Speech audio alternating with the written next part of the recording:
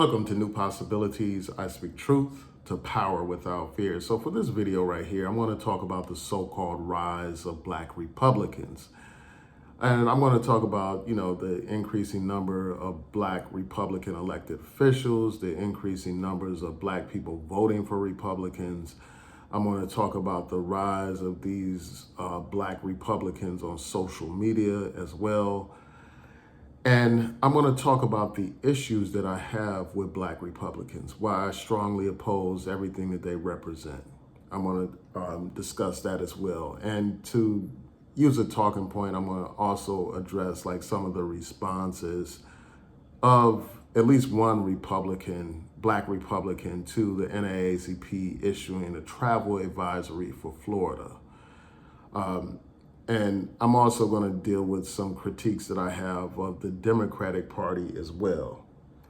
So let's get right into it. There's an article from Rolling Stone that was written about a year ago, and it talked about why are more Black men voting Republican. That was the title of the article.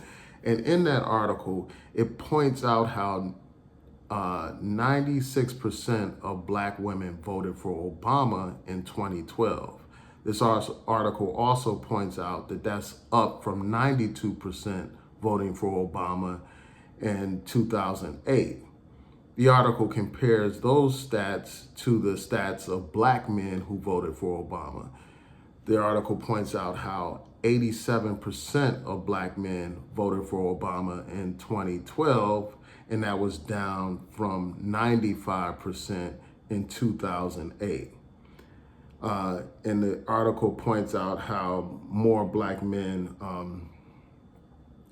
supported Trump, like there was an increase in Black men who supported Donald Trump.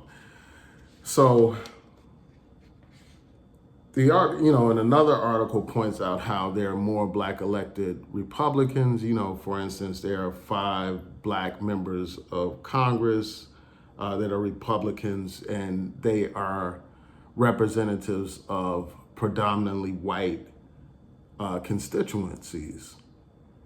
And so I want to just talk about some of the reasons why I think you have a so-called increase in the number of Black people voting for these Republicans.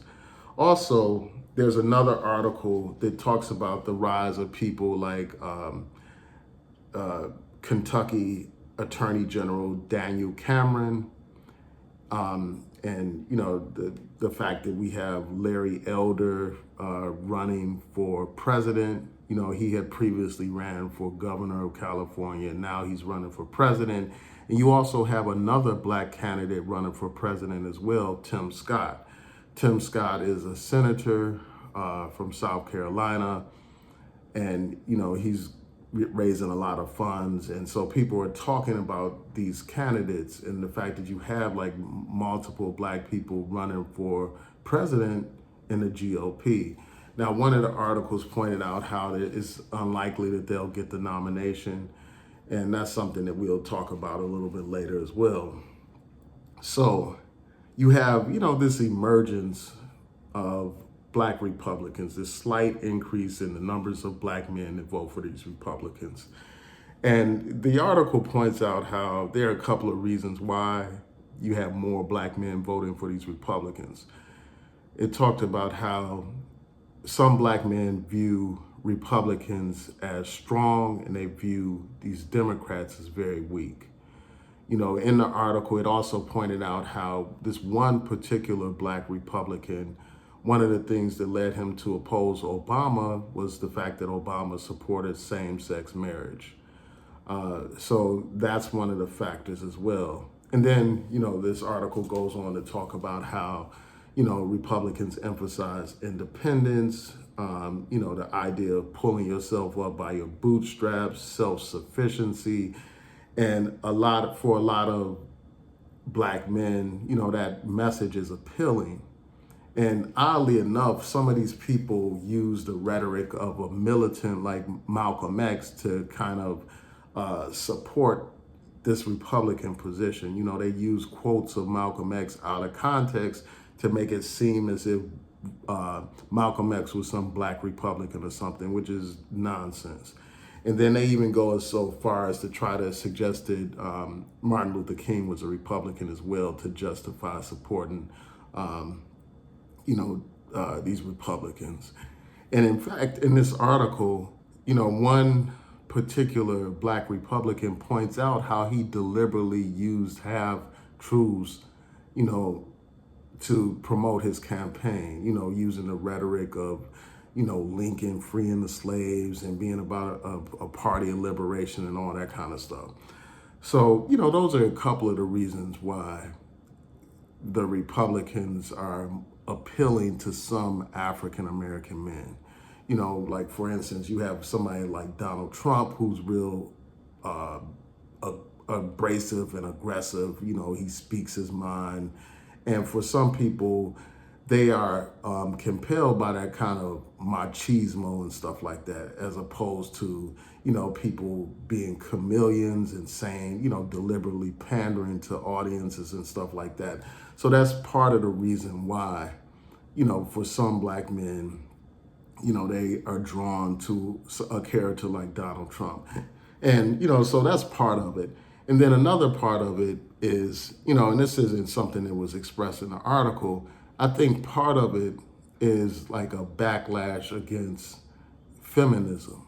A lot of men see the Democratic Party as being a party that has promoted feminism, that has promoted this independent black woman mindset, this mindset where you don't need a man and all that kind of stuff. And, the welfare state as well. They believe that, the Democrats promote the welfare state, which has eroded the black nuclear family and stuff like that. And a lot of them, have these patriarchal views that are inconsistent with like Democratic values and stuff like that, at least on paper. Like the Democrats don't support like patriarchy and stuff like that. And a lot of black men see, the destruction of patriarchy as equivalent to the destruction of the black community. Because you have, a situation where like over 70% of black households are single parent households. And I do think that that's something that's very detrimental to our community. And yeah, I could do a whole video on that, but they basically see the welfare state as what has eroded the black family. The idea that a woman could only receive welfare if she didn't have a man in the house and all that kind of stuff.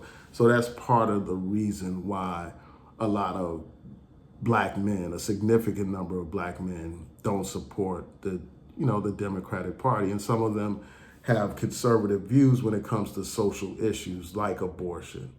That's one of the main talking points that a lot of black conservatives rely on and stuff. And that's one of the reasons why you have a lot of black men that are gravitating towards the Republican Party. And they're also in opposition to ultra liberal views when it comes to social issues like, for instance, LGBT issues like same-sex marriage, as I mentioned earlier.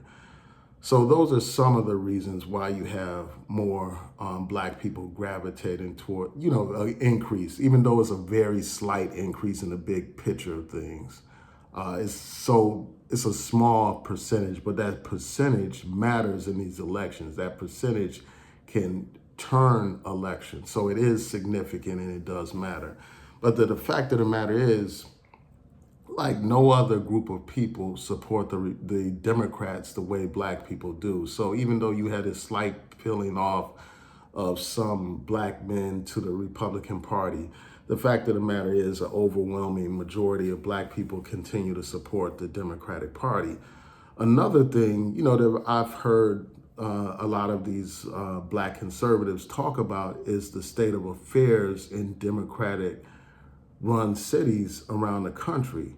And so that's another reason why they are disenchanted with Democrats, because you look in cities like Baltimore or cities like Detroit or cities where people are struggling, cities that are plagued by violence, and, open air drug markets like here in Baltimore.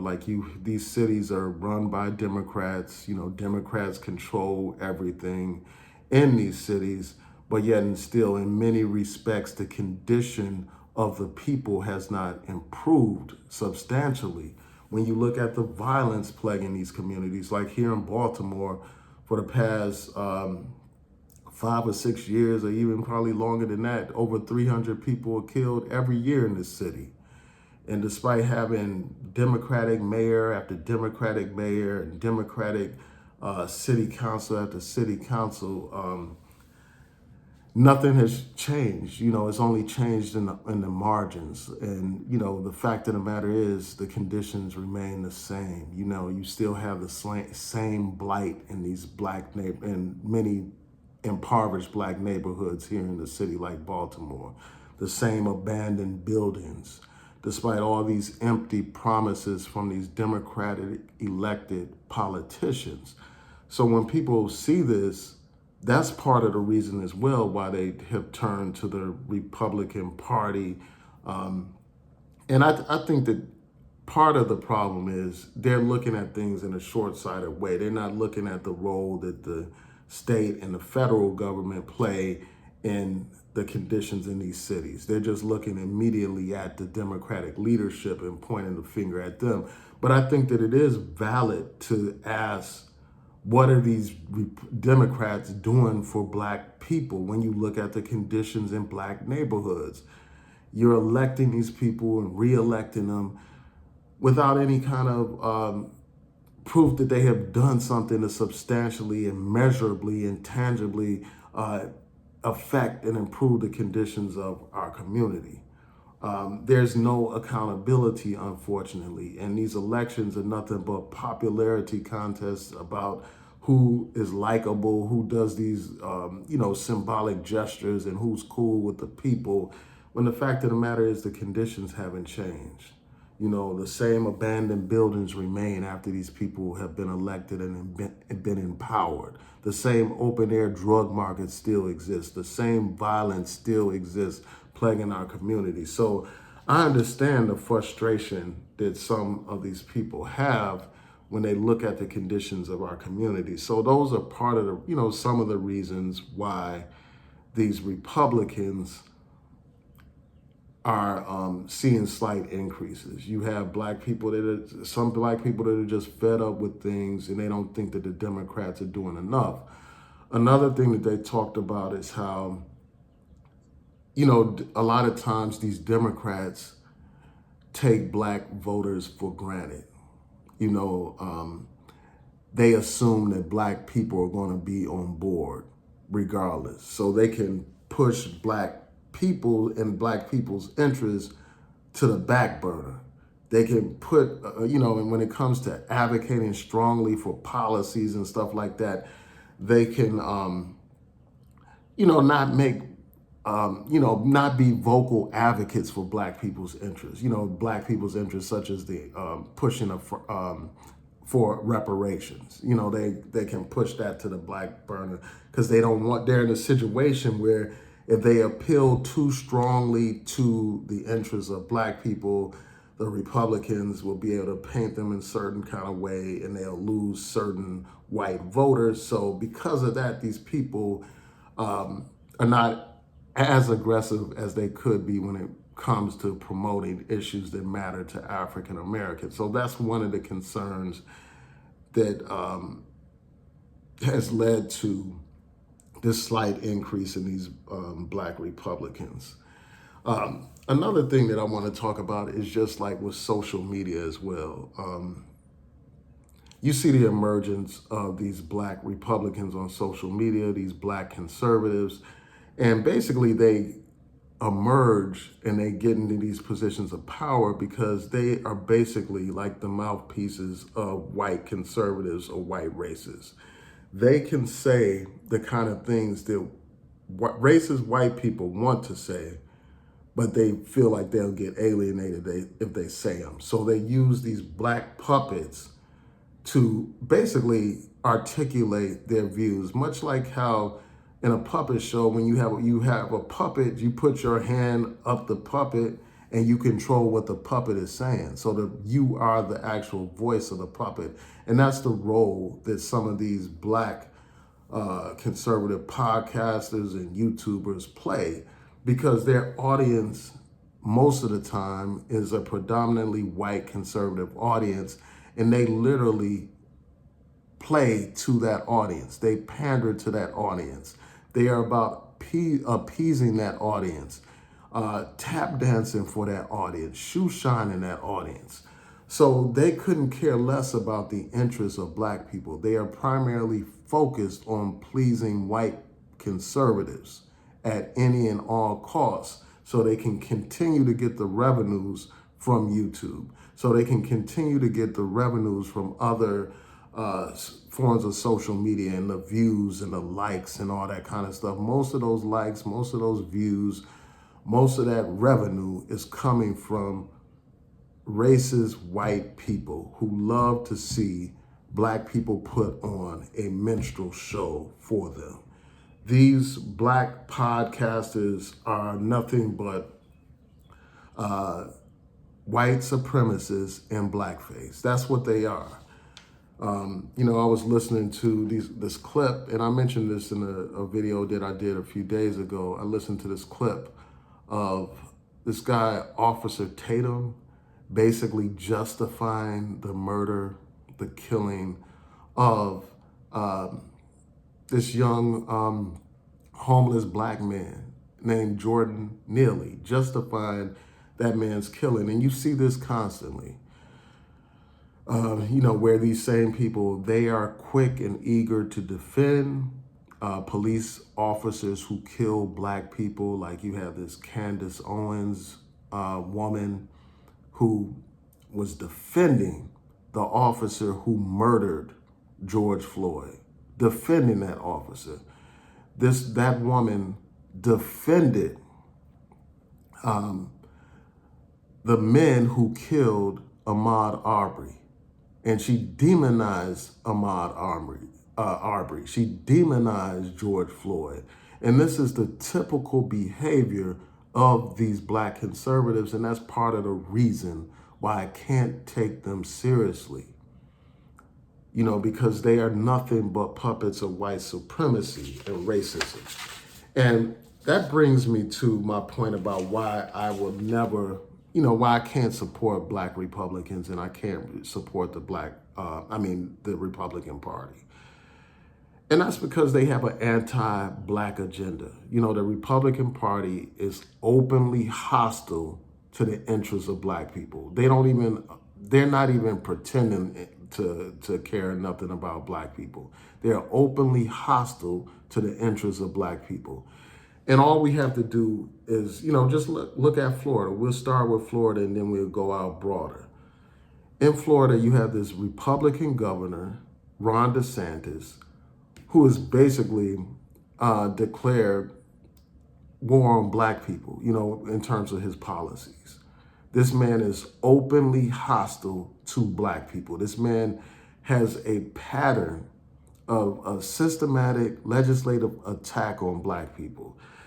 First of all, this man has gone so far as to eliminate diversity, equity, and inclusion programs on campuses in Florida. This man passed the Stop Woke Act, which is basically designed to blot out and erase black history, to erase black suffering, to erase the history of Jim Crow and racism and slavery from the history books, and give you some sanitized, whitewashed, fairy tale version of history. That's what this man is doing over there. This man has supported and passed redistricting plans that have redistricted black people out of political power, have diluted black political strength deliberately. That's what this man has done. He's reduced the number of black political districts from 4 to 2. This is what this man has done. This man, in response to all the protests that have happened in Florida and around the country, after the killing of George Floyd, these protests against police brutality, this man passed some draconian anti-protest legislation that is very vague and that essentially criminalizes protests. That's what this man has done. So that's just Florida. But when we look at Republicans as a whole, it is the Republicans that are opposed to affirmative action. Affirmative action gives Black people an opportunity to advance when it comes to education and opportunity and employment. These Republicans have done everything that they can to try to undermine and eliminate affirmative action. They're the ones filing the lawsuits before the Supreme Court to attack affirmative action.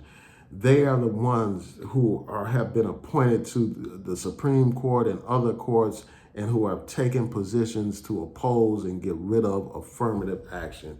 And the sad reality is that many of these so-called Black conservatives, many of these Black Republicans, despite benefiting from affirmative action, despite the fact that they got their education as a result of affirmative action, these same Negroes want to get rid of affirmative action. They crossed the bridge, and now that they have crossed the bridge, they want to burn the bridge to make it more difficult for the rest of Black people to make it across the bridge and to have opportunities. So they're attacking affirmative action.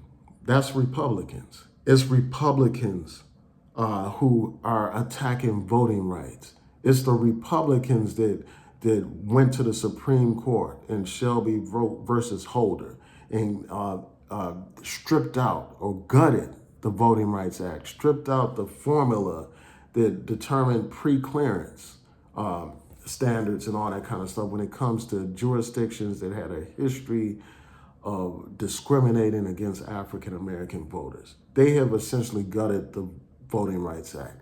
And after gutting the Voting Rights Act, it's these same Republicans around the country that are passing laws that are designed to suppress the Black vote with surgical precision, to quote one of the decisions in North Carolina. That's what your Republican Party is doing. While, you have these Black people voting for Republicans, it's the Republicans that are making it more difficult for Black people to vote. It's the Republicans who are opposed to reasonable police reforms. It's Republicans imposing those.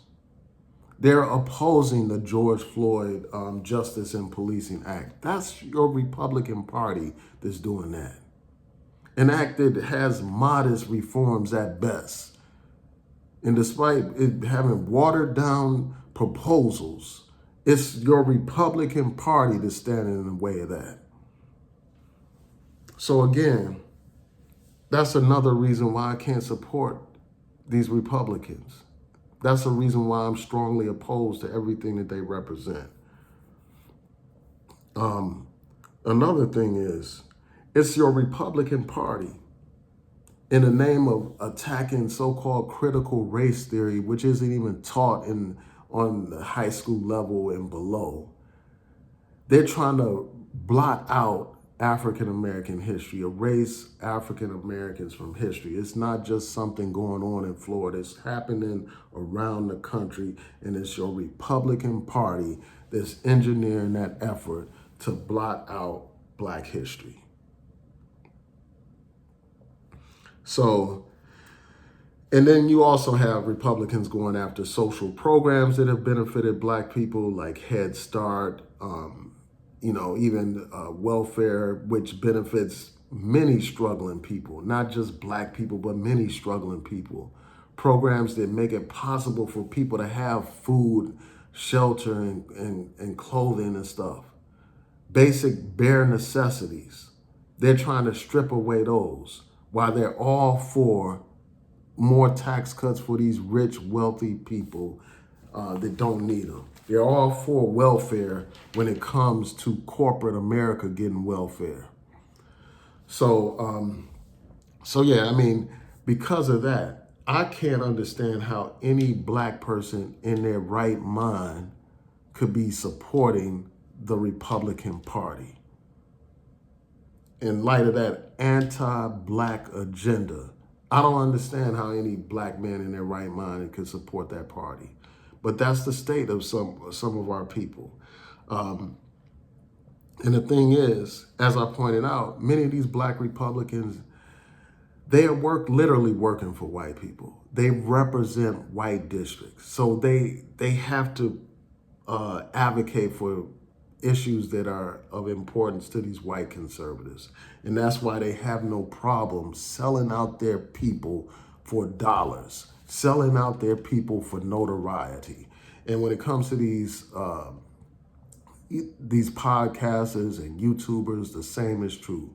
They will throw their people under the bus for a headline. They will throw their people under a bus for $1. Just like you have that Jesse Lee Peterson guy, willing to say and do anything for $1 and for likes from white people, white conservative people. So I want to close out by addressing this travel ban.